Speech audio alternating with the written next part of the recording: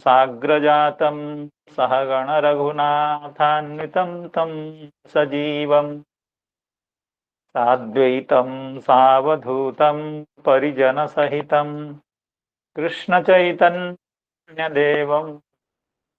श्रीराधा कृष्णपादान् सहगण ललिता श्रीविशाखान्वितांश्च हे कृष्णा करुणा सिंधो दीनबंधो जगत्पते गोपेश गोपिका कांत राधा कांत नमोस्तुते तप्त कांचन गौरांगी राधे वृंदावनेश्वरी वृषभानुसुते देवी प्रणमामि हरिप्रिये नमो महावदान्याय कृष्णा प्रेम प्रदायते कृष्णाय कृष्ण चैतन्य नाम्ने गौरत्विषे नमः वाञ्छाकल्पतरुभ्यश्च कृपा सिन्धुभ्य एव च पतितानां पावनेभ्यो वैष्णवेभ्यो नमो नमः। जय श्री कृष्ण चैतन्य प्रभो नित्यानंद श्री अद्वैत गदाधर श्रीवासादि गौरभक्तवृंद हरे कृष्ण कृष्ण कृष्ण हरे हरे हरे राम राम राम हरे हरे। नमो ओं विष्णुपादाय कृष्णप्रेष्ठाय भूतले श्रीमते भक्तिवेदांत स्वामिन्निति नामिने नमस्ते सारस्वते देवे गौरवाणी प्रचारिणे निर्विशेष शून्यवादी पाश्चात्य देशतारिणे यं प्रव्रजन्तमनुपेतमपेतकृत्यं द्वैपायनो विरह कातराजुहाव पुत्रेति तन्मयतया तरवोऽभिनेदुस्तं सर्वभूतहृदयं मुनिमानतोऽस्मि नारायणं नमस्कृत्य नरं चैव नरोत्तमं देवीं सरस्वतीं व्यासं ततो जयमुदीरयेत्। नष्टप्रायेष्वभद्रेषु नित्यं भागवत सेवया भगवत्युत्तमश्लोके भक्तिर्भवति नैष्ठिके। प्रातःकालीन इस श्रीमद् भागवत कथा सत्र में समवेत समस्त संतजनों, वैष्णवजनों, भक्तजनों, विद्वज्जनों, श्रीमद् भागवत कथा रस पिपासु सुधीजनों के चरणों में मैं बारंबार विनीत प्रणाम निवेदन करता हूँ। भगवान की अशेष कृपा एवं आप सबके अनुग्रह के कारण हम लोग निरंतर भगवान की कथाओं को एक बार सुबह एक बार शाम को श्रवण करने में समर्थ हैं। तो ये भगवान की अलौकिक कृपा है। आज पवित्र श्री गणेश चतुर्थी है। भारतवर्ष में बहुत लोग श्री गणपति की आराधना करते हैं। तो गणेश चतुर्थी का सभी को शुभ अभिनंदन। गणेश जी हम लोगों को सद्बुद्धि दें, भगवान की भक्ति में हम सबका मन लगे, मन स्थिर हो, भक्ति के विविध अंगों का अनुष्ठान करने में हम लोग समर्थ हों। इसी प्रार्थना के साथ आज का शुभारंभ हम करना चाहते हैं। कल जिन पद्यों की आवृत्ति हुई थी, जिन पद्यों का हम लोगों ने अध्ययन किया था, मैं चाहता हूं उन पद्यों का एक बार उच्चारण एवं सामान्य जो हिंदी अनुवाद है उसका एक बार पाठ हो जाए तो फिर हम लोग आगे के विषय में प्रवेश करेंगे। तो निवेदन है काली प्रसाद जी से कि वो किसको कहे हैं या किसको तैयार किए हैं आज के पाठ के लिए, तो वे अपना पाठ करें। गुरु जी प्रणाम। सर गुरु जी अभी तक तो अरुण जी नहीं आए हैं। तब मैं सोचता हूँ कि फिर हम शुभारंभ कर देते हैं आपकी कृपा से। बिल्कुल करिए। करिए। जय जय श्री राधे। तेन्वेषमानादयितं कृष्णं सूचयता पदैः सूचितया। भगवल्लक्षणैः। हाँ गुरु जी। तेन्वेषमानादयितं कृष्णं सूचितया पदैः भगवल्लक्षणैर्जग्मुः पदव्या जमुना तटम। ब्रजवासी अपने प्यारे श्री कृष्ण को ढूंढने लगे। कोई अधिक कठिनाई न हुई, क्योंकि मार्ग में उन्हें भगवान के चरण चिन्ह मिलते जाते थे, जो कमल, अंकुश आदि से युक्त होने के कारण उन्हें पहचान होती जाती थी। इस प्रकार वे जमुना तट की ओर जाने लगे। ते तत्र तत्राब्ज जबांकुशासनी ध्वजोपपन्नानि पदानि विस्पतेः मार्गे गवामन्य पदान्तरान्तरे निरीक्ष्यमाणा जजुरंग सत्वराः। परीक्षित मार्ग में गौओं और दूसरों के चरण चिन्हों के बीच बीच में भगवान के चरण चिन्ह भी दिख जाते थे। उनमें कमल, जब, अंकुश, वज्र और ध्वजा के चिन्ह बहुत ही स्पष्ट थे। उन्हें देखते हुए वे बहुत शीघ्रता से चले। अंतर्हृदे भुजगवो। सर इस श्लोक को पाठ करेंगे गुरु जी? हाँ हाँ, बिल्कुल। अंतर्हृदे भुजग भोग परीतमारात् कृष्णं निरीहमुपलभ्य जलाशयान्ते गोपांश मूढधिषणान् परितः पशुंश्च संक्रन्दतः परमकश्मलमापुरार्तः। अंतर्हृदे भुजग भोग परीतमारात् कृष्णं निरीहमुपलभ्य जलाशयान्ते गोपांश्च गूढधिषणान् परितः पशुंश्च संक्रन्दतः परमकश्मलमापुरार्तः।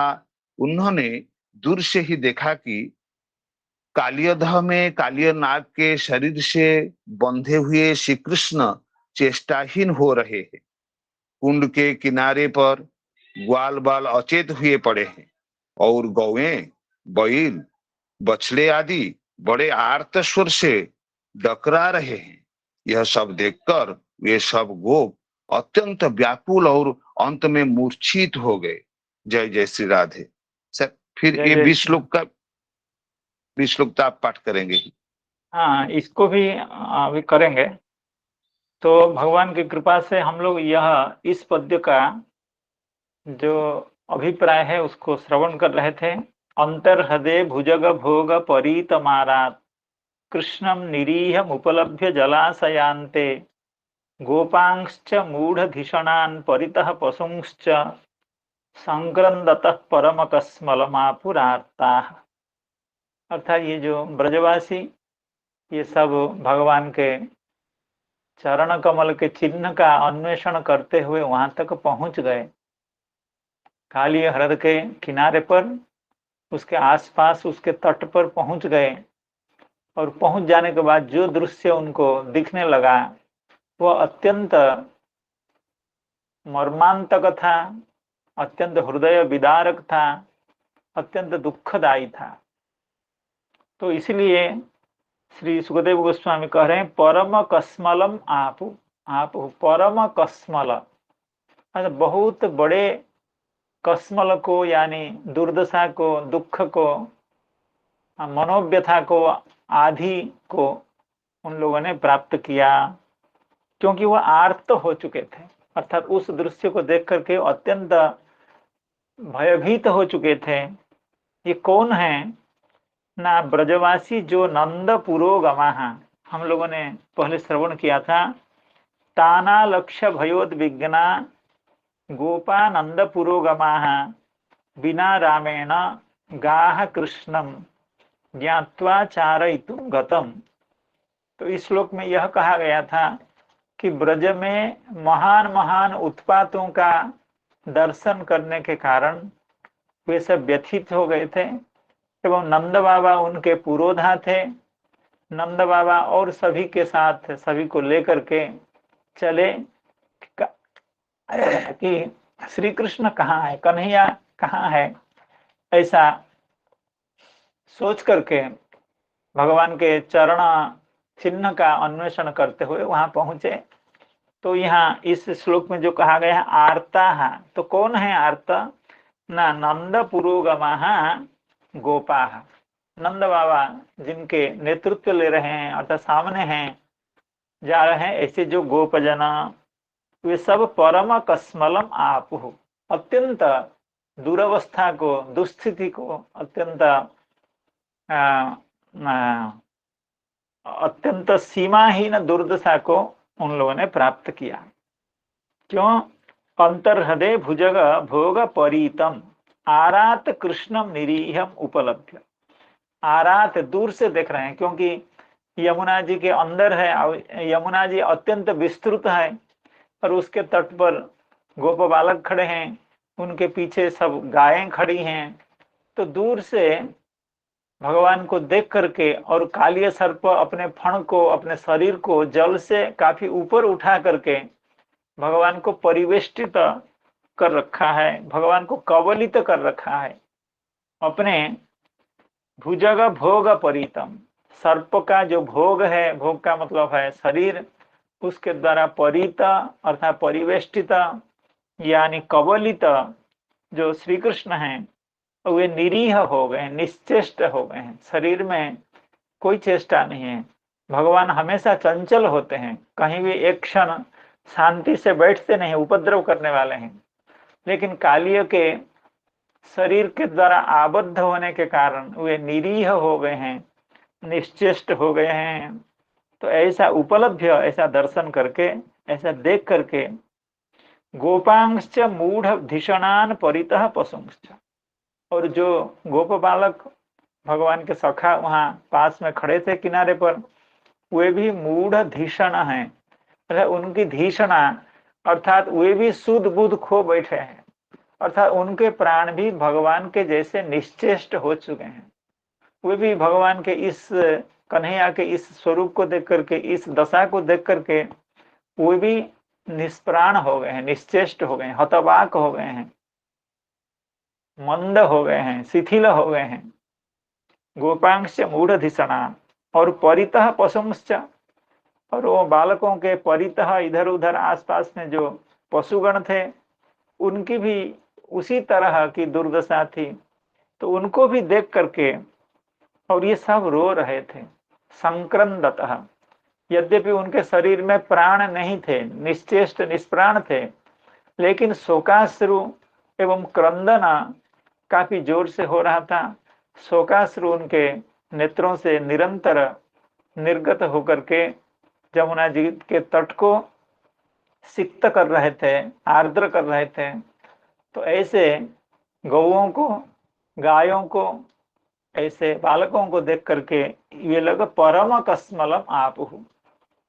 तो इसकी व्याख्या कल हुई थी सामान्य रूप से, और यहाँ श्रीधर स्वामी पाद ने बहुत ज्यादा नहीं कहा। ततः सर्प शरीर वेष्टितम श्री कृष्णम दूरात निरीक्ष, सर्प के शरीर के द्वारा परिवेष्टित जो भगवान श्री कृष्ण हैं उनको दूर से देख करके, एवं गोपजनों को, गोप बालकों को एवं दूसरे जो गोपजन हैं उनको देख करके, एवं पशुओं को भी उसी तरह से, तथा निरीक्ष, तथा माने निरीहान निश्चेष्टान निरीक्ष आर्ता परम मोहम आपहु, अत्यंत आहत हुए, अत्यंत दुर्दशा को प्राप्त हुए। चक्रवर्ती पाद इसमें थोड़ी सी रसिकता डालते हैं क्योंकि वे उनका स्वभाव है किसी भी प्रसंग को बड़े रोचक ढंग से एवं बड़े परिचित ढंग से उसको पेश करने का श्री चक्रवर्ती पाद कह रहे हैं। सामान्यतः गोप गोपी जनानां वैक्लव्यम आह, अर्थात भगवान की इस अवस्था को देख करके गोपियों की क्या दुर्दशा हुई एवं भगवान की जो मातृस्थानीय ब्रजवासिनियां हैं उनकी क्या दुर्दशा हुई, गौओं की क्या दुर्दशा हुई, एवं सामान्यतः सभी की क्या दशा हुई, क्या दुर्दशा हुई, उनके चित्त में क्या चल रहा था, उनके सर पर किस तरह की विपत्ति आ पड़ी थी, इसका वर्णन इस पद्य में किया जाता है सामान्य रूप से। आगे प्रत्येक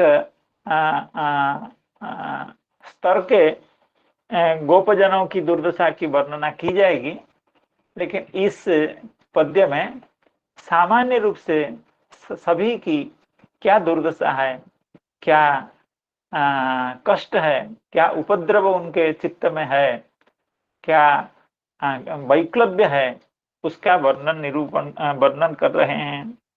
सामान्यतः गोप गोपी जनानां वैक्लव्यम आह ततश्च अंतर्हृदे, हृदस्य अंतः इति अंतर्हृदः या अंतर्हृदम तस्मिन् अंतर्हृदय यानी हृदय मध्य, हृदय के बीचों बीच, हृदय के बीच में, हृदय के भीतर भुजग भोग परीतम सर्प शरीर वेष्टितम, यहां से चक्रवर्ती पाद अपना भाव देते हैं। ये सब ब्रजवासी उन बालकों को पूछ रहे हैं, भगवान के जो सखा वहां खड़े हैं तट पर, काली हृदय के तट पर, उनसे ये सब पूछ रहे हैं।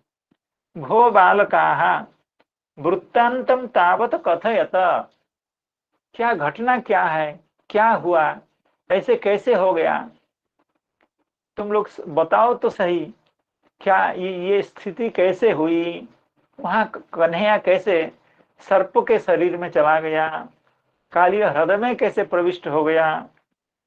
भो बालकाः वृत्तांतम तावत कथयत, तुम लोग बताओ क्या बात है इसमें।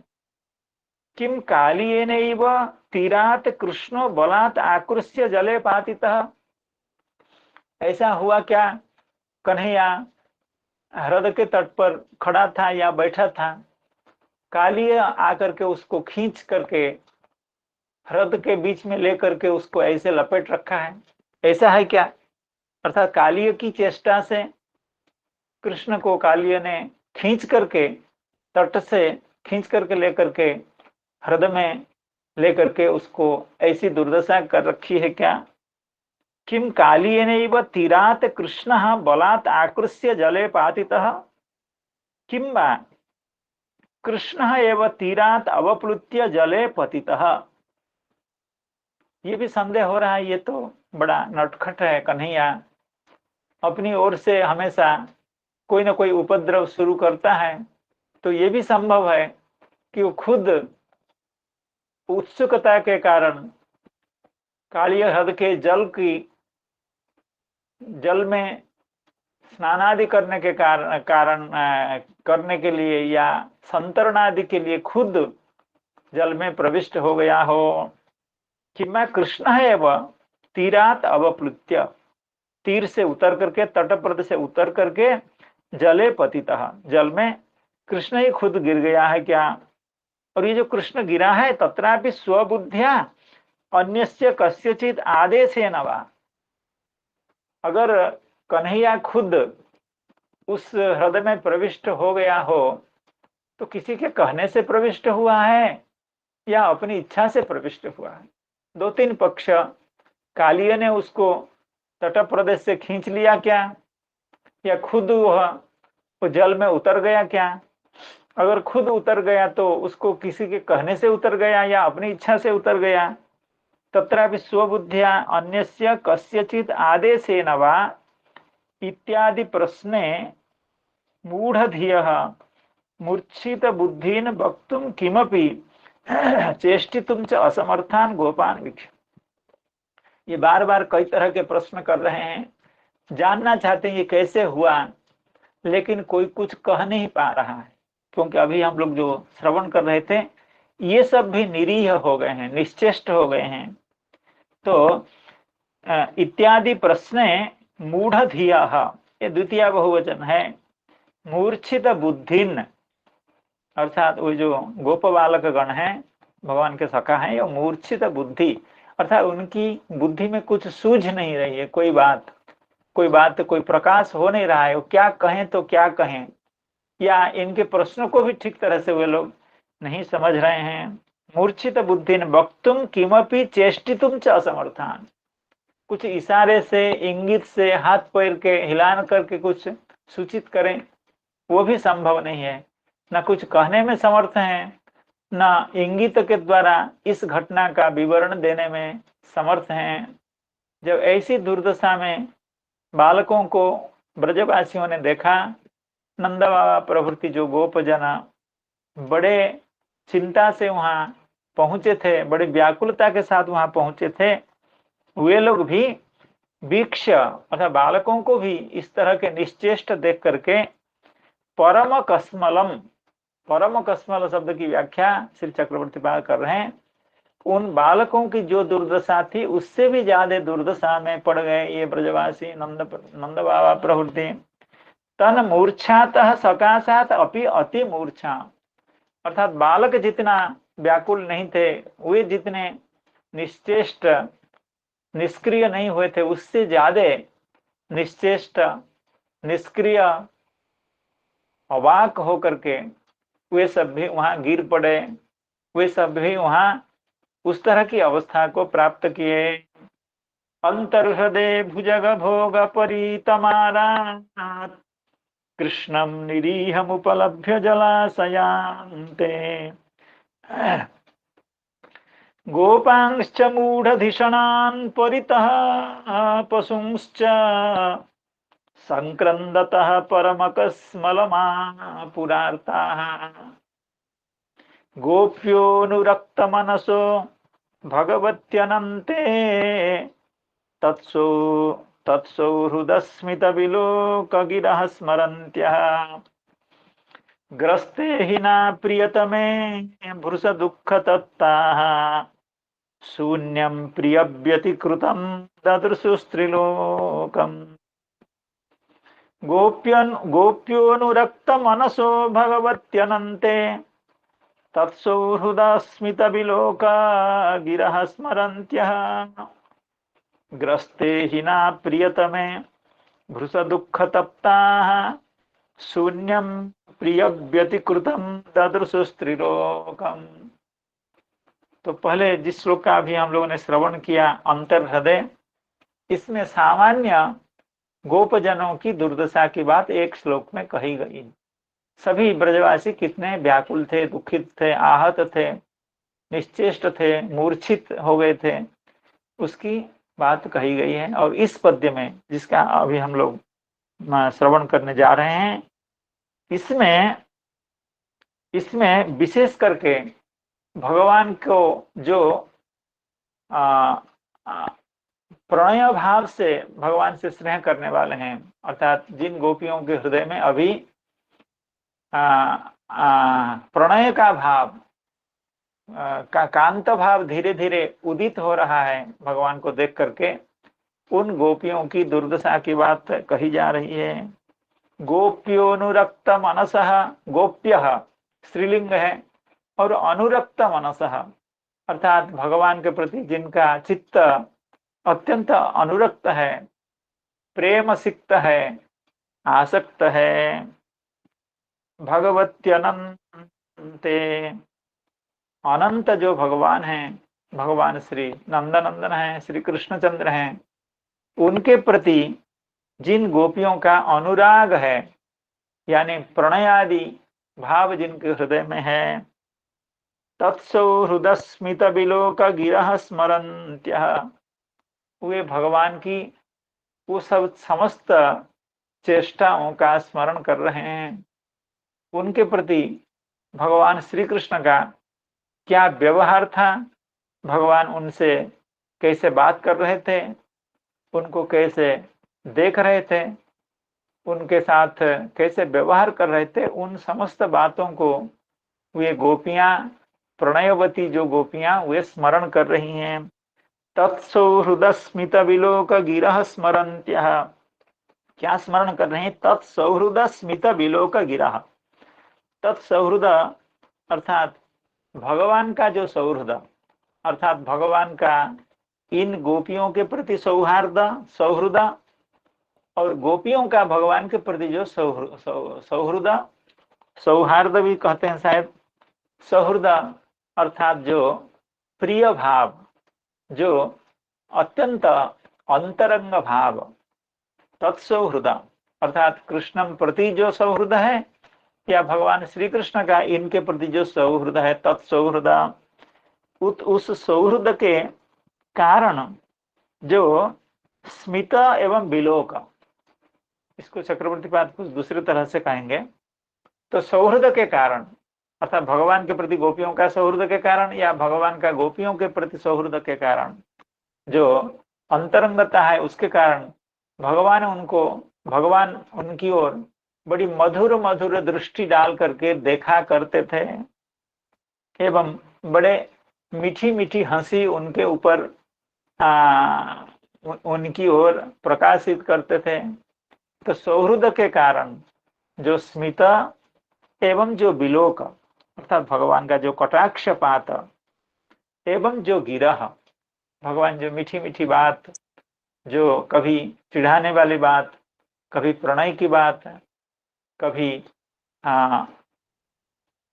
विविध रसिकता की बात करते थे, उन समस्त चेष्टाओं को स्मरन्त्यः अर्थात गोपीगण, प्रणयवती गोपियां भगवान की इन चेष्टाओं को स्मरण करती हैं।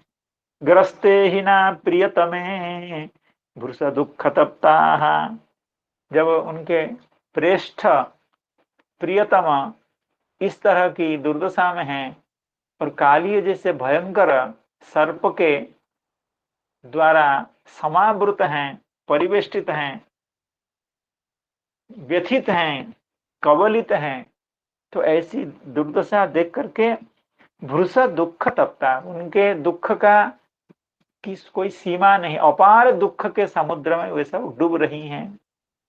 इस दुख से कौन बचाए? विविध दुखों से आज तक ब्रज में जो जो विपत्तियां आई हैं, उन विपत्तियों से इन नंदनंदन ने ही हम लोगों की रक्षा की। लेकिन साक्षात भगवान नंदनंदन अभी कालिय जैसे काल के कवल में जब निबद्ध हैं, आबद्ध हैं, कवलित हैं, तो उनकी रक्षा अब कौन करे? इसलिए भृष दुख तप्ता, अतिशयेन अत्यंत दुख के कारण तप्त हो गई हैं, आहत हो गई हैं, निष्प्राण हो गए, निश्चेष्ट हो गई हैं। शून्यम प्रिय व्यतिकृतम ददृशु त्रिलोकम, तो उनको समस्त त्रिलोक, समस्त जगत उनको शून्य लगा कि संसार में अब बच क्या गया है, अर्थात संसार में अब रह क्या गया है। जब कन्हैया की यह दुर्दशा है, हमारे प्रिय की यह अगर दुर्दशा है, बचने की अब तो कोई संभावना नहीं बची है, जीवित रहने की अभी कोई संभावना नहीं बची है, क्योंकि हम सामने देख रहे हैं वो निश्चेष्ट है। ऐसे ऐसे कन्हैया ऐसे हुआ नहीं करता है, चंचल रहता है, लेकिन सर्प के, कालिय के शरीर के द्वारा कवलित होकर के यह तो निष्प्राण हो गया है, ये तो मृतप्राय हो गया है। इसलिए समस्त गोपियों को यह त्रिलोक, समस्त त्रिलोक शून्यम ददृशु, प्रिय व्यतिकृतम, प्रिय के चले जाने से, प्रिय विरहित होने के कारण, अर्थात उनको समझ में आ गया कि अब कन्हैया का जीवन नहीं रह गया, कन्हैया अभी जीवित नहीं है। तो जब प्रिय संसार में जीवित नहीं है, तो यह संसार किस काम का? प्रिय व्यतिकृतम, कहीं कहीं प्रिय व्यतिहृतम ऐसा पाठ है, उसकी व्याख्या में उसकी चर्चा होगी। अर्थात प्रिय से विरहित यह जो त्रिलोक है, भगवत रहित यह जो संसार है, वह उनको क्या लगा? लगा कि ये शून्य है, इसका कोई अर्थ नहीं है। हमारे लिए इस संसार का क्या महत्व है, हम भी क्यों संसार में जीवित रहें, ऐसा सोच रही हैं। गोप्योनुरक्त मनसो भगवत्यनन्ते तत्सौहृदस्मित विलोक गिरः स्मरन्त्यः ग्रस्ते हि न प्रियतमे भृश दुःख तप्ता शून्यं प्रिय व्यतिकृतं ददृशु स्त्रीलोकम। श्री श्रीधर स्वामी पाद इस पर कुछ ज्यादा कह नहीं रहे हैं, केवल इतना ही कह रहे हैं, प्रियेण श्री कृष्णेन विरहितम, भगवत विरहित, श्री कृष्ण विरहित यह जो त्रैलोक्य है, उसको शून्यम ददृश, लगा कि संसार में और कुछ है ही नहीं। जो सबसे प्रिय वस्तु अगर संसार में ना हो, जिस वस्तु को हम अत्यंत जिस वस्तु के साथ हमारा संबंध अत्यंत गाढ़ हो, जो हमको सबसे प्रिय लगे, वह वस्तु अगर नष्ट हो जाए, हमारे सामने ही वह वस्तु हमारे हाथ से चला जाए, तो फिर किस चीज के लिए इस संसार में जीवित रहना। तो इस तरह की चिंता उनके हृदय में आ रही है। चक्रवर्ती पाद कह रहे हैं, तत्र अनुरागवती नाम वैक्लव्यम आह। अतः इस श्लोक में जो अनुरागवती हैं, जो गोपियां हैं, अर्थात भगवान के प्रति जो अनुराग परायण हैं, अनुरागवती हैं, उनकी दुर्दशा की वर्णना की जाती है। वैक्लव्यम आह, तत्र अनुरागवती नाम वैक्लव्यम आह।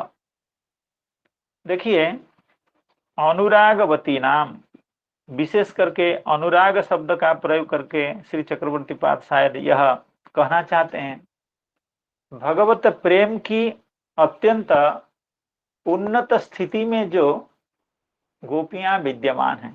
गोपियां तो ऐसे भगवान के प्रति अत्यंत उन्नत प्रेम में हमें सब समय रहती हैं। तो अनुरागवती नाम हम लोग इससे पहले भी श्रवण किए हैं। भगवत प्रेम जब अत्यंत उन्नत अवस्था को प्राप्त करता है, तो उस प्रेम को अनुराग कहा जाता है।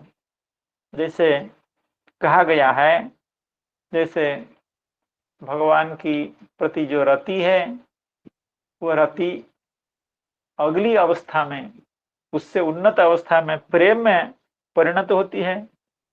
प्रेम की अवस्था से बढ़ करके वो प्रणय, मान, स्नेह, राग, अनुराग, और उसके बाद भाव, और उसके बाद महाभाव। ये कहने का मतलब यह है, जैसे हम लोग कहते तो हैं कि भगवान के प्रति जो प्रेम है, उस प्रेम की भी विविध दशाएं होती हैं। सभी के प्रेम एक जैसे नहीं होते हैं। जैसे बाजार में मिलने वाले जो वस्तु हैं, जो चावल है, तो चावल, उसका नाम होने से भी हर चावल एक जैसे नहीं होता है। किसी चावल का दाम 100 रुपया होता है, 1 किलो का दाम, किसका 80 रुपया होता है। अर्थात उसमें जैसे तारतम्य है, एक एक वस्तु में, संसार में प्रत्येक वस्तु में तारतम्य है।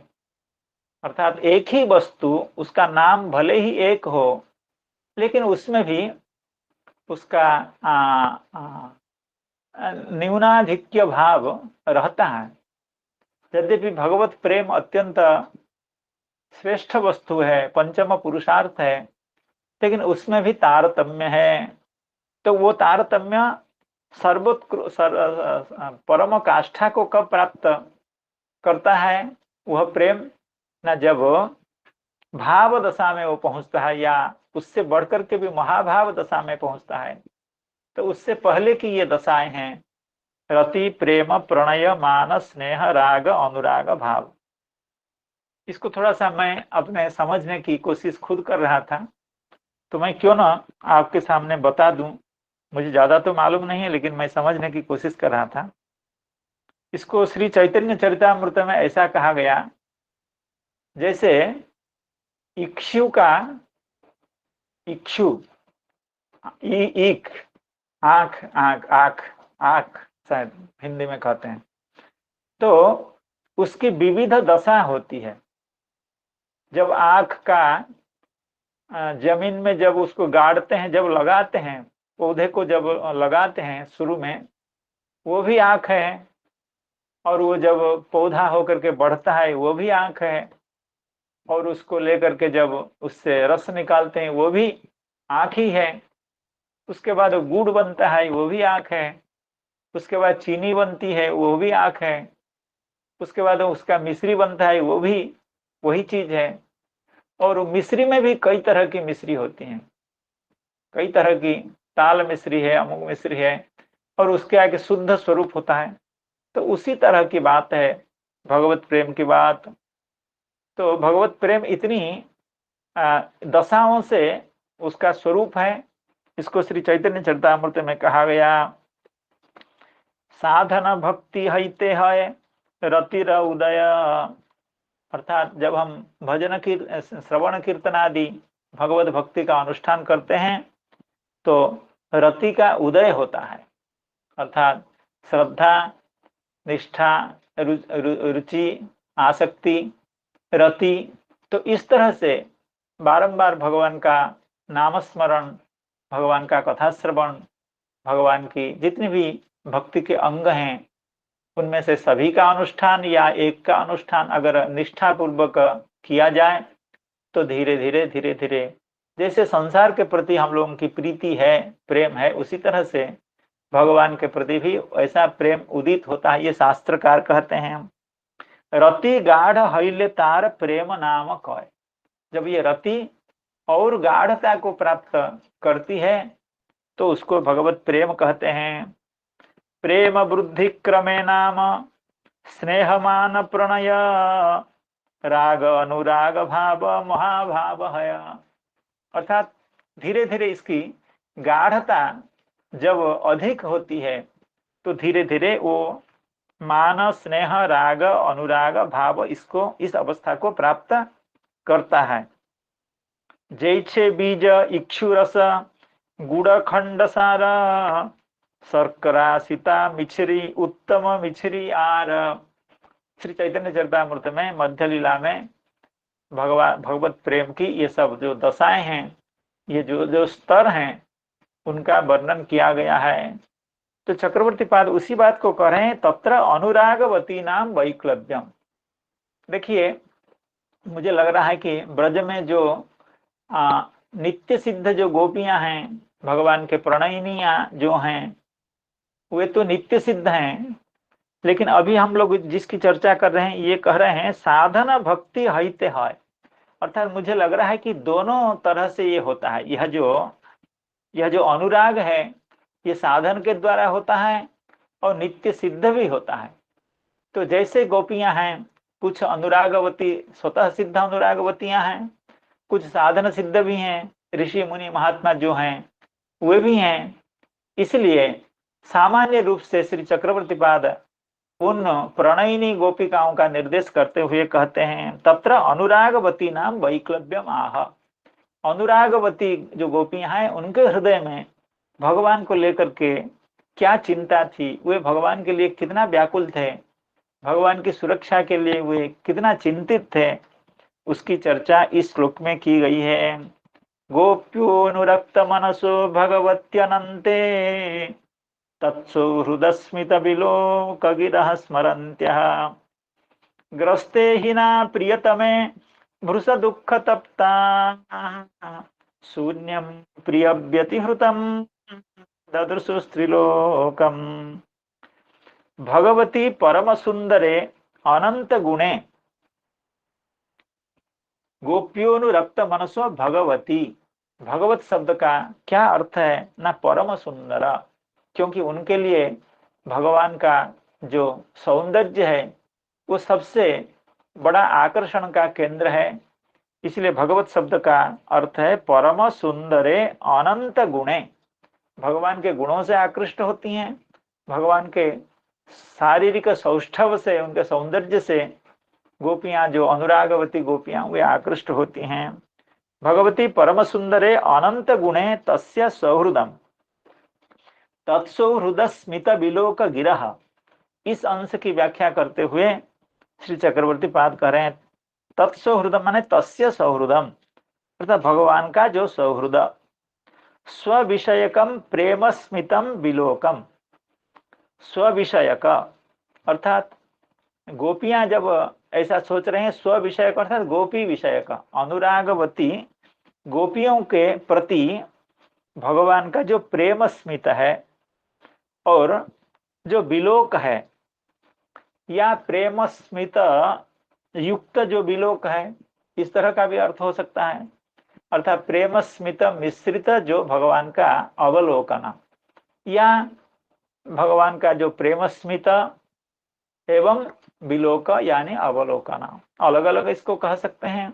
या प्रेम स्मित युक्त जो भगवान का विलोक है, और गी गिरह एवं उनकी जो वाणी है, भगवान की जो वाणी है, कैसी वाणी है, रहस्य कृताम गिरम सौरत वार्ताम, अर्थात ये विशुद्ध रूप से जो भगवान के प्रति प्रणयवती गोपियां हैं, कांता भाव से जो भगवान से प्रेम करती हैं, उनके बारे में इस पद्य में कहा जाता है। इसलिए कह दिए श्री चक्रवर्ती पाद ने, गिरम अर्थात सौरत वार्ता अर्थात प्रणय वार्ता, जो भगवान जब उनके साथ हंसी मजाक करते थे और प्रणय की, प्रेम की जो बातें किया करते थे, उन सब बातों को, भगवान के मंदस्मित को, भगवान के कटाक्षपात को, भगवान के प्रणयपूर्ण जो बातें हैं उनको स्मरन्त्यः त्रिलोकम प्रियेण व्यतिकृतम विरहितम, अर्थात ऐसा स्मरण करती हुई वे इस त्रिलोक को भगवत व्यतिरिक्त, भगवत विरहित मान रही हैं। तो त्रिलोकम प्रियेण व्यतिकृतम अर्थात भगवत रहित इस त्रिलोक को वे शून्य मान रही हैं। शून्यम ददृशु, क्यों? तद विरह दावाग्नि भस्मीभूतत्वात् शून्यम। बहुत सुंदर व्याख्या कर रहे हैं, अर्थात भगवान के विरह के कारण उनके हृदय में जो अग्नि उत्पन्न हुई है, दावाग्नि, तद विरह दावाग्नि, अर्थात भगवान का विरह ही दावानल है, अर्थात जंगल में लगने वाला अनल।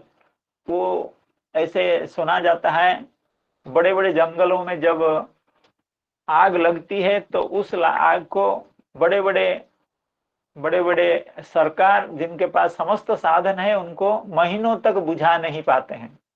बड़ी कोशिश की जाती है, समस्त चेष्टाएं की जाती है, लेकिन वो जंगल की आग दावाग्नि नहीं बुझती है।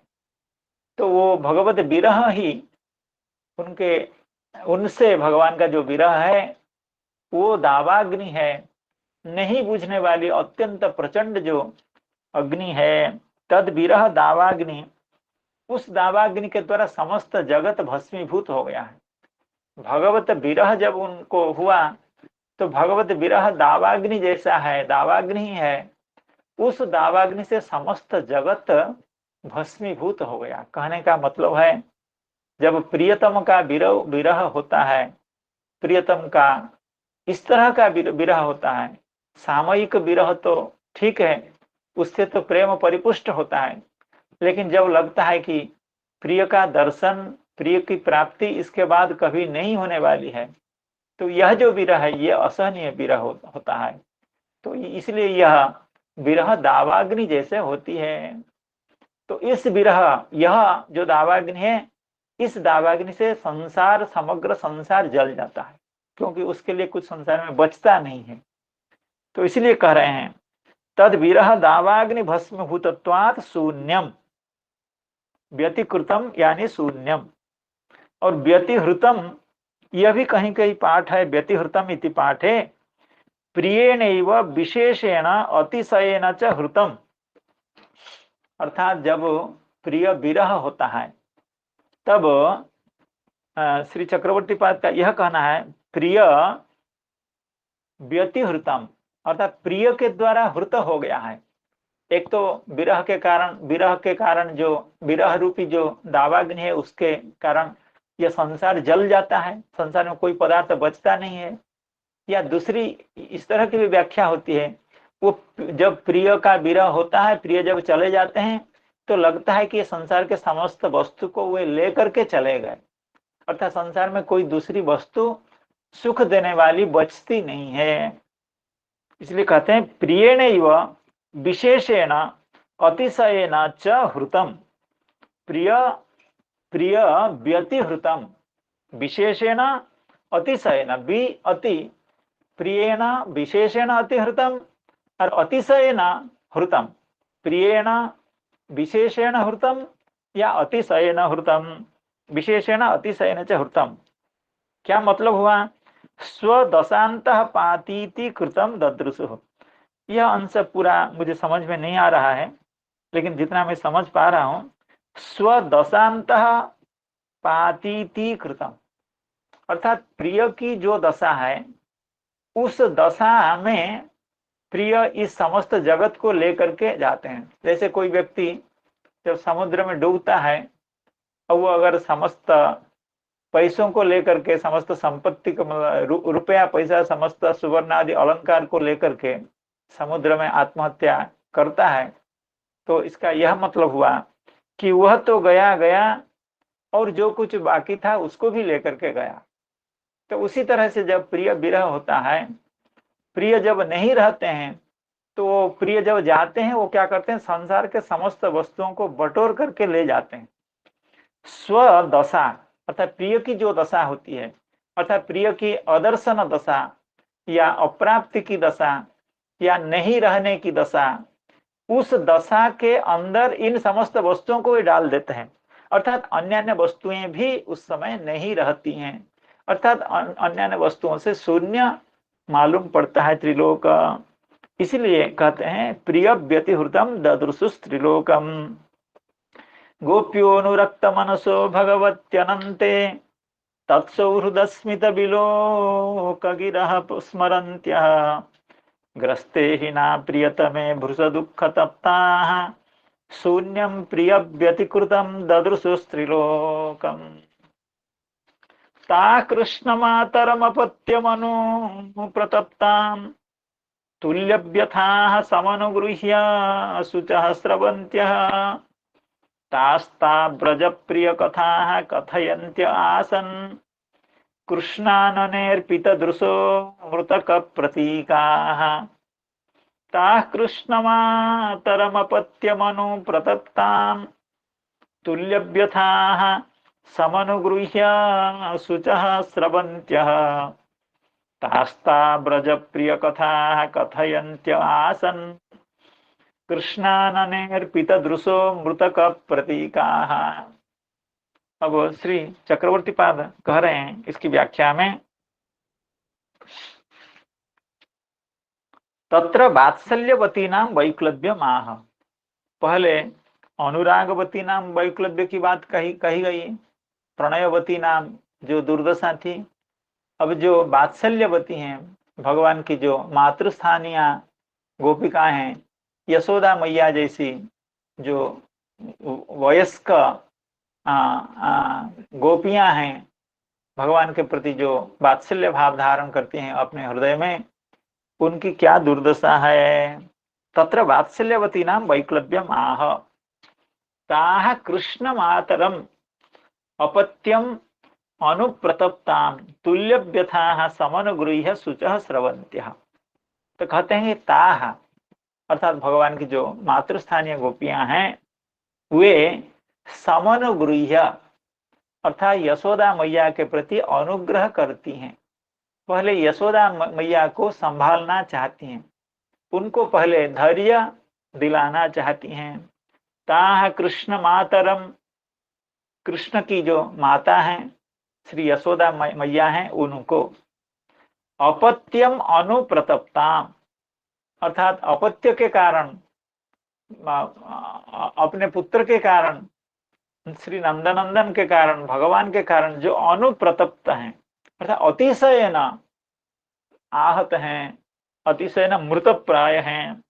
ताः कृष्ण मातरम अपत्यम अनुप्रतप्ताम तुल्यव्यथाः, तो वे जो गोपियां यशोदा मैया को धैर्य दिलाने की कोशिश कर रहे हैं, उनकी व्यथा भी कोई कम नहीं है। लेकिन कौन समझाएगा? अगर कोई न समझाए तो फिर तो प्राण सबका एक साथ चला जाएगा। इसलिए यद्यपि समस्त गोपियां, समस्त गोपजना एक तरह से आहत हैं, सभी दुखित हैं, लेकिन उनमें से कोई कोई ये भी कोशिश कर रहे हैं कि यशोदा मैया को पहले संभाला जाए। तुल्य व्यथा समनुगृह्य शुचः स्रवन्त्यः तास्ता ब्रज प्रिय कथा, अर्थात शुचः स्रवन्त्यः, अर्थात उनके शोक के जो नदियां वो बह रही हैं, अर्थात यशोदा मैया शोक से व्याकुल हैं, उनको जो समझा रही हैं गोपियां, वे भी तुल्य व्यथा हैं। वे यशोदा मैया को यद्यपि संभाल रही हैं, उनको आश्वासना दे रही हैं, फिर भी शोक के अश्रु, शोक की नदी भी वे सब बहा रही हैं। इसकी व्याख्या में हम लोग पढ़ेंगे। तास्ताः ब्रज प्रिय कथा कथयन्त्यासन, तो ये सब यशोदा मैया को भगवान की कथा सुना रही हैं। वे समझ रही हैं कि हम अगर श्री कृष्ण की कथा को कहेंगे, उनकी विविध लीलाओं की चर्चा करेंगे, तो यशोदा मैया प्रकृतिस्थ होंगी, अर्थात उनका यह जो दुर्दशा है, उनकी यह जो निश्चेष्टता है, जो निष्प्राणता है, तो उनके हृदय में प्राण संचार होगा। तास्ताः ब्रज प्रिय कथा कथयन्त्यासन, ब्रज प्रिय कथा, ब्रज के जो प्रिय हैं, पूरे ब्रजमंडल के जो प्रिय हैं, समस्त जगत के जो प्रिय हैं, भगवान श्री कृष्ण हैं, उनकी जो कथाएं हैं उनको कथयन्त्यः आसन, उनकी लीलाओं का वर्णन कर रही हैं। कृष्णाननेर्पित दृशो मृतक प्रतीकाः, कृष्णाननेर्पित दृशः, वे कृष्ण के आनन में, देखिए वहाँ कालिंदी हृदय में, काली हृदय में, हृदय के पास खड़ी होकर के टकटकी लगाई हुई हैं सब भगवान के मुख की ओर। यद्यपि यशोदा मैया को समझा रही हैं, लेकिन उनकी दृष्टि श्री नंदनंदन के मुखमंडल में आबद्ध है, वहीं लगी हुई है, निर्निमेष नयन से उधर देख रही हैं। कृष्णे कृष्णाननेर्पित दृशः, श्री कृष्ण के आनन में इनकी दृष्टि अर्पित है। और मृतक प्रतीकाः, मृतक प्रतीकाः का मतलब है जैसे मृतक का प्रतीक होता है, प्रतीक शब्द का अर्थ है अवयव, अर्थात मृत व्यक्ति की का अवयव की जो दशा होती है, इन सभी गोपियां जो समझा रही हैं उनकी भी दशा वैसी है। केवल इतनी भावना से यशोदा मैया को संभालने की कोशिश कर रही हैं कि इनका प्राण यहीं न चला जाए। केवल यशोदा मैया को, मैया के प्राण को बचाने के लिए ही वे जो कुछ भी चेष्टा कर पा रही हैं, वे भी समदुखिनी हैं, निश्चेष्ट हैं, फिर भी किसी तरह से यशोदा मैया को समझाने की कोशिश कर रही हैं। ता कृष्णमातरमपत्य मनुप्रतप्तां तुल्य व्यथाः समनुगृह्य शुचः स्रवन्त्यः तास्ता ब्रज प्रिय कथाः कथयन्त्य आसन् कृष्णाननेर्पित दृशो मृतक प्रतीकाः। अब इस पर श्रीधर स्वामी पाद की शायद कुछ नहीं है, जो कह रहे हैं चक्रवर्ती पाद ही कह रहे हैं। एवं तत्र वात्सल्यवती नाम वैक्लव्यम आह ताः, ताः कृष्ण मातरम, तो ताः कौन है ना, प्रसिद्ध पुरंध्रिय, पुरंध्रिय अर्थात ब्रज की जो पुरंध्रियां हैं। पुरंध्री शब्द का आक्षरिक अर्थ यह है जिनके पति पुत्रादि जीवित हों, अर्थात ऐसी गृहिणी, ऐसी नारी जो पति परायण हो, पति जिनके हों और पुत्रादि जिनके हों, ऐसी जो पुरंध्रियां अपत्यम अनुलक्ष्य कृत्य प्रतप्ताम,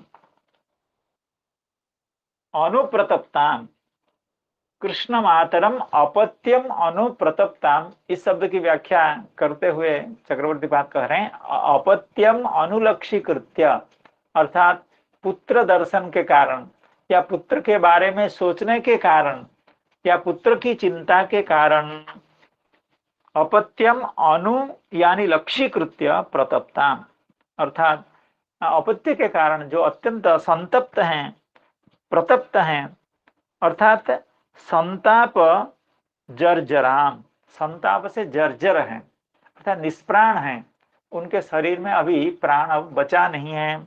संताप से जर्जराम प्रविष्टामिति पाठे अपत्ये एव लीनताम प्राप्ता मूर्छिताम इति जावत, किसी किसी पुस्तक में शायद ऐसा पाठ है अनुप्रविष्टाम ताह कृष्णमातरम अपत्यम अनुप्रविष्टाम।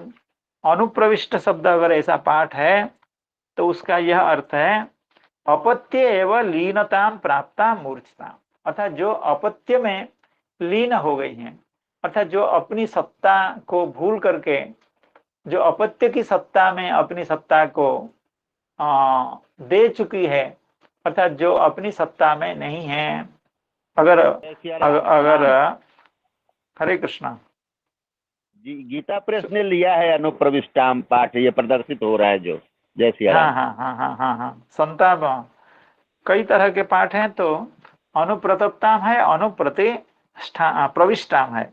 इति पाठे अपत्य एवं लीनताम प्राप्ता मूर्छिताम इति जावत, अर्थात कहने का मतलब है जो मूर्छित हो चुकी है, जो यशोदा मैया मूर्छित हो चुकी है, शुद्ध बुद्ध अभी नहीं है, कुछ नहीं समझ रही हम कहाँ हैं, कृष्ण की क्या स्थिति है और बालकों की क्या स्थिति है, हम यहाँ काली हृद के तट पर आकर के मूर्छित पड़ी हैं या हमारी दुर्दशा है, कुछ नहीं समझ रहे हैं। मूर्छित अवस्था में मनुष्य को पता नहीं चलता है वो दुख में है या सुख में है, किस कारण से है। तो यह भी अर्थ है कि मूर्छिता कृष्ण मातरम, भगवान श्री कृष्ण के मैया जो यशोदा मैया हैं, सम्यक अनुगृह्य, श्लोक में यह शब्द आया है समनुगृह्य, अर्थात उनके प्रति ये सब पुरंध्रियां अर्थात बाकी मातृस्थानीय गोपियां उनके प्रति अनुग्रह कर रही हैं। अनुग्रह करने का क्या मतलब है, तो उसको चक्रवर्ती पाद समझा रहे हैं। अनुगृह्य अर्थात समनुगृह्य इति अधुना अपि अस्याः शरीरे प्राणाः प्रायो वर्तन्ते तदिदम नोपेक्षणीयमिति, अर्थात वो गोपियां सोच रही हैं कि लग रहा है कि यशोदा का प्राण अभी भी बचा है, अर्थात यशोदा अभी भी बचाई जा सकती है, अर्थात यशोदा मैया की यह स्थिति हो गई है कि गोपियों को का दर्शन, गोपियां उनका दर्शन करती हैं तो उनको लगता है कि अभी भी शायद ये बची हैं, अभी प्राण पूरे निकल नहीं गए हैं। इसका मतलब क्या हुआ, अर्थात वो मृत प्राय हो गई हैं। तो यही उनकी है अनुग्रह, अर्थात यशोदा मैया के प्रति दूसरी गोपियां जो अनुग्रह कर रही हैं, अनुग्रह का मतलब यह है उनको लग रहा है कि यशोदा मैया अभी भी बची हैं, इसलिए इनका जो थोड़ा बहुत प्राण बचा है उस प्राण को बचाए रखना चाहिए, ये हम लोग का कर्तव्य है, यही उन सब का अनुग्रह है। तो ऐसा सोच करके वे सब यशोदा मैया की क्या सेवा करती हैं या यशोदा मैया को कैसे धैर्य दिलाती हैं, इस बात को भगवान की कृपा से आप सबके शुभाशीर्वाद से हम लोग कल श्रवण कर पाएंगे। इसी आशा के साथ आज की कथा का यहाँ विश्राम होता है। हरे कृष्णा कृष्णा कृष्णा हरे हरे, हरे राम राम राम हरे हरे। जय ग्रंथराज श्रीमद् भागवतम की जय, समस्त भक्त वृंद की जय। जय जय श्री राम। जय जय श्री राधे श्याम। जय जय नरोत्तम प्रभु जी की जय हो। जय हो। नमो नमः। नमो नमः।